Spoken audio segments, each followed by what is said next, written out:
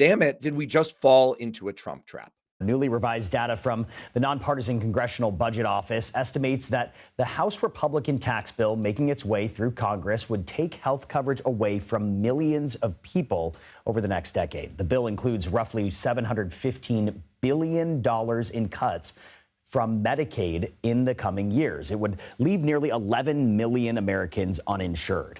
The bill also fails to extend subsidies that have greatly lowered the cost for those covered under the Affordable Care Act. The cuts, estimated to be about $335 billion over 10 years, would result in nearly 5 million more Americans losing their health insurance. In total, 16 million Americans stand to lose coverage over the next decade if the House bill is enacted as is. Speaking of getting a platform, isn't that kind of what Donald Trump managed to pull off over the last 5 days? He got on a platform and forced everyone's attention away from one set of things, one very bad set of things, and onto something else entirely, exactly where he wanted it to be. And I want to run through this because it takes me to some conclusions that are surely provocative. I'm not even sure I fully agree with them, but that I think we need to talk about. This is all leading to the question that we posed in the title of today's live stream, which is, damn it, did we just fall into a Trump trap? And here's what I mean by that. Rewind a week. Many of you were probably here with me, with outstanding investigative journalist and Substacker Greg Olear. And the thing is, what we were talking about is that things were not going well for Donald Trump. His corruption was drawing headlines, even from conservative media, even from Laura Loomer telling him, hey, don't take that Qatari plane, even from the Wall Street Journal. His one piece of legislation, his big, beautiful bill, was drawing opposition from Republican senators because they saw how bad the politics are of taking away health coverage from 10 million Americans in order to pay for tax cuts for billionaires. And by the way, still end up with $2.4 trillion of additional debt, which was infuriating Trump's own right wing. Trump was losing badly in his negotiations with China to back away from his economic tariffs. And there was widespread reporting that China felt like they had the upper hand and they were in no rush to make any deals. Ukraine had just launched an audacious drone attack in Russia, which made it even more ridiculous that Trump had been claiming that he could snap his fingers and his buddy Vladimir Putin would suddenly agree to a peace deal.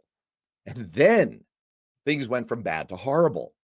He got into an ugly, let's just say an ugly battle with Elon Musk, where Musk threw everything at him. Musk basically said, I made you. I'm the only reason you won in 2024. True story. And I can break you just as easily. Musk said, I know what's in the Epstein files, meaning you are in the Epstein files, and I'm going to hold that over your head. And Musk was even driving the wedge deeper among Republicans over the big, beautiful bill and threatening that if they didn't take it down, he would take them down. And by the way, he was doing it in the most damaging way possible because he was coming at it from the side of not driving up the debt, which would mean deeper spending cuts, which is exactly what is driving several Republican senators away from the bill. And then Los Angeles. Now, here's the way our friend Cliff Schechter wrote about it on his Substack yesterday, and I'm quoting here. Just days ago, the news cycle was dominated by the Trump versus Elon Musk feud.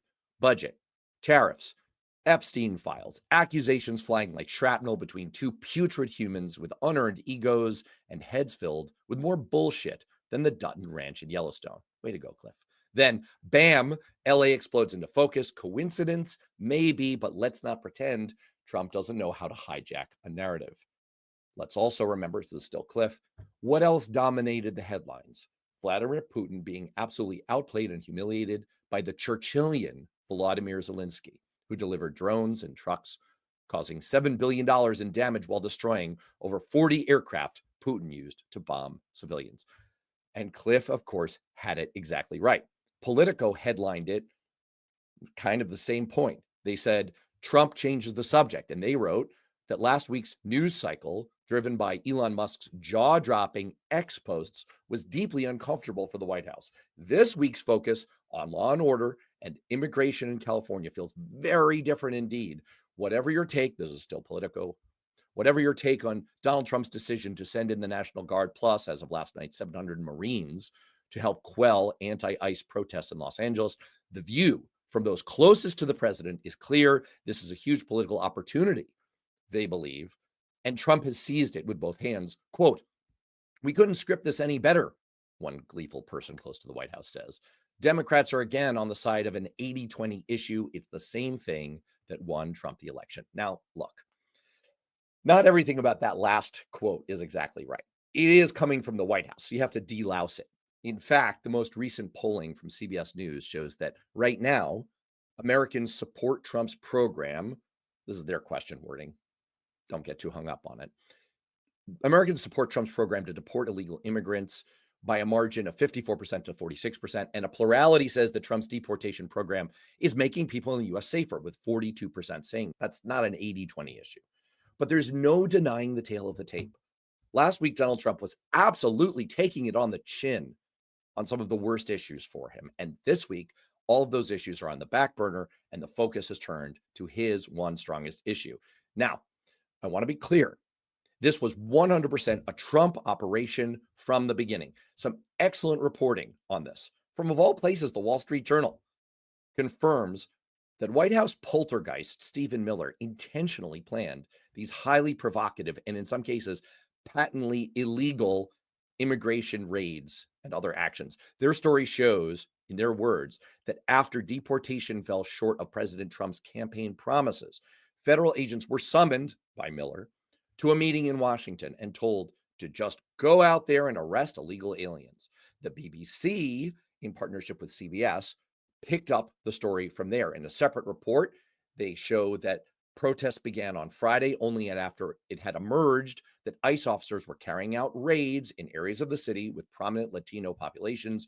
44 immigrants were arrested in a single operation at a job site on Friday, another 77 also arrested in the greater LA area on the same day. That's what caused several advocacy groups, including Union del Barrio and Coalition for Immigrant Rights, to organize the initial rallies. From there, it was easy for Trump's henchmen to flip to the page in their playbook where it says, "Send in the National Guard." So, yes, this was a Trump trap, and we all fell into it. It is perfectly possible to say in the same breath that Trump's agents have undertaken blatantly illegal and provocative actions, and that this was an intentional political strategy designed to inflame tensions and create a media spectacle that, as of now, has worked out for Trump.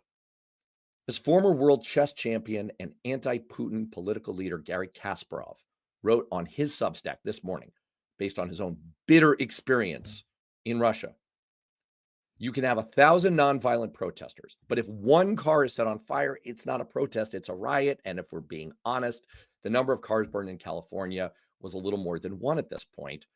And with each car that goes up in flames, MAGA gets another free midterm campaign ad. Call it unfair. It's the cold, hard political reality. That's Garry Kasparov's word. So now, what do we do about this? And this is where I have some provocative ideas to throw out, like, what can we all do to stop the protests and take the fight to Trump by other means, smarter means, more effective means that are working and will hurt him more? Let's not forget that last week was also the week that Kilmar Abrego Garcia was quietly brought back to the United States. The legal pressure worked.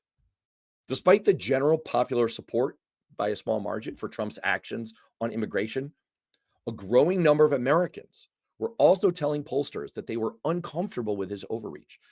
Things were trending in the right direction. And as long as the focus was on his economic disasters, we were winning in the war against fascism.